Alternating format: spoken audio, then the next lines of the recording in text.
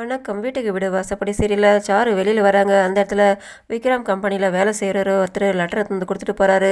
அதை அவங்க ஓப்பன் பண்ணி பார்க்குறாங்க. பார்த்தா அது டைவர்ஸ் நோட்டீஸாக இருக்குது. இவங்க ஷாக் ஆகி நிற்கிறாங்க.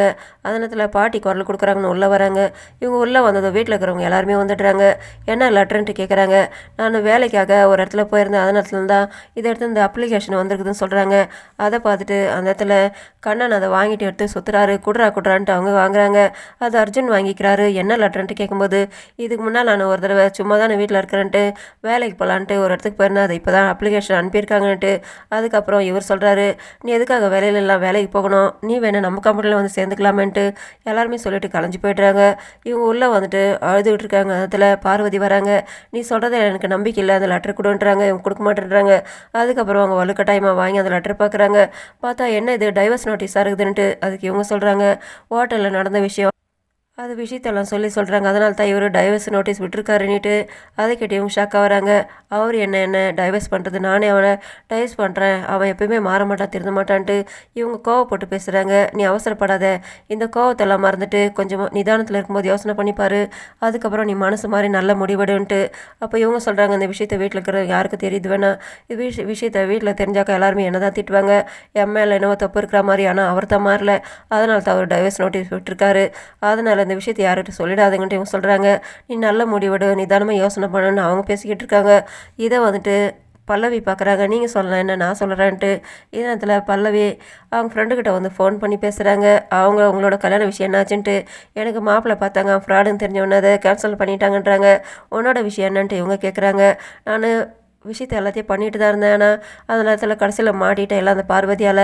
அவ்வளோ நான் ஒரு வழி பண்ணுறேன்ட்டு இவங்க சொல்கிறாங்க. இவங்க சமையல் கட்டிக்கிட்டு வராங்க. அதில் பாட்டியும் அவங்க மருமக கிருஷ்ணவேணியும் சமையல் பண்ணிக்கிட்டு இருக்காங்க. நான் ஏதாவது ஹெல்ப் பண்ணட்டுமான்ட்டு கேட்குறாங்க.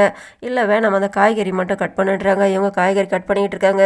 அப்போ பாட்டி சொல்கிறாங்க, கண்ணன் பல்லவிக்கு கல்யாணம் இவ்வளோ நாளாச்சு, அவங்களுக்கு அனுப்பி வைக்கலாமா அனிமூனுக்குன்னு சொல்கிறாங்க.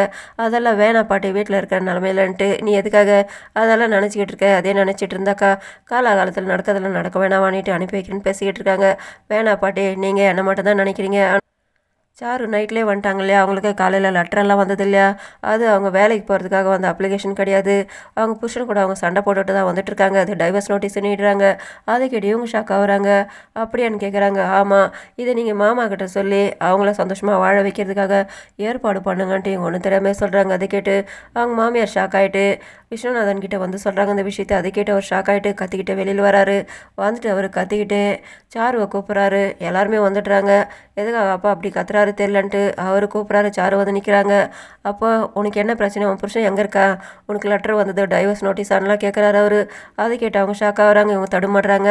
அப்போ நீ என்னப்பா டார்ச்சர் பண்ணனிட்டு அவன் உனக்கு டைவர்ஸ் நோட்டி விட்டுருக்கானிட்டு அவர் அப்படியே தான் இருக்கார், மாறலப்பான்ட்டு. அவனை பற்றியும் தெரியும், உன்னை பற்றியும் தெரியும், நீ தான் அவனை என்னவோ பேசியிருக்க, அதனால தான் அவன் டைவர்ஸ் நோட்டி விட்டுருக்கானாக்கா, அந்த அளவுக்கு உனக்கு என்ன பிரச்சனை நடந்துன்ட்டு இவர் கேட்குறாரு. இவர் இப்படி இது மாதிரிலாம் திட்டிகிட்டு இருக்கும்போது இவங்க பார்வதியை தான் சொல்லிட்டாங்களோ பண்ணிட்டு பார்வதியை பார்த்து முறைக்கிறாங்க. நடந்த விஷயங்கள் எல்லாத்தையுமே எல்லாருமே கேட்டு அதிர்ச்சியாக நின்றுட்டுருக்காங்க. இதை பார்த்து சந்தோஷப்படுறாங்க பல்லவி.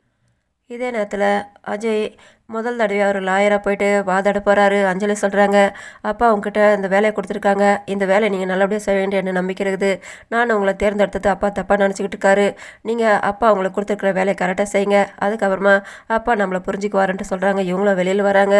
அவர் சொல்கிறாரு, நான் மற்றவங்களுக்கெல்லாம் அந்த வேலையை கொடுக்காம உனக்கு நீ என்னோடய மாப்பிள்ளைன்னு கொடுத்துருக்கேன், என்னோட பேரை நீ காப்பாற்றணுன்ட்டு இவர் வாழ்த்து சொல்லி 10 மணிக்கெலாம் நீங்கள் போனோம், நேரத்தோட கிளம்புங்க மாப்பிள்ளன்ட்டு அனுப்பிடுறாரு. அதுக்கப்புறம் இவர் நினைக்கிறாரு, நீ அங்கே போயிட்டு ஜெயிக்க போதில் தொகை தான் போகிறேன்னுட்டு இவர் நினச்சி சிரிக்கிறாரு. ப்ரோமோவில் சாரு வந்து தனியாக சமையல் பண்ணிக்கிட்டு இருக்காங்க. இது மாதிரி தனியாலாம் சமையல் பண்ணுறது வேணான்ட்டு தடுக்கிறாங்க பார்வதி. இதோட முடியுது. நன்றி, வணக்கம்.